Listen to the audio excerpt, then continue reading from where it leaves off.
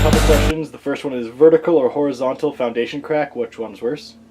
So the issue with concrete, so the first thing everybody needs to understand is if you have concrete, eventually it's going to crack.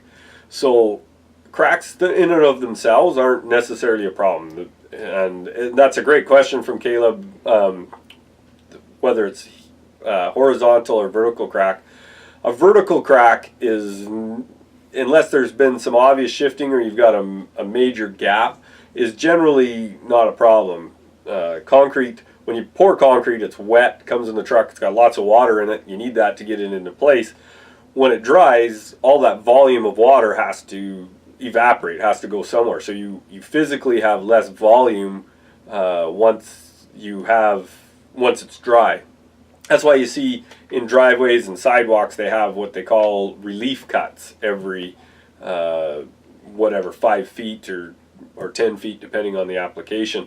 And those relief cuts are there so that when the concrete shrinks and cracks, that it'll crack along the cut and you don't have an unsightly mess.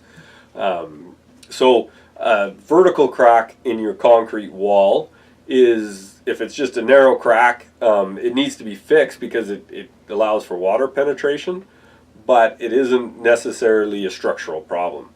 On the other hand, if you have a horizontal crack, that isn't the weak spot in the foundation. So there's something that's moved or something that's got pressure that's caused a horizontal crack. So they're not always a sign of a major issue, but anytime you have a horizontal crack, it needs further investigation.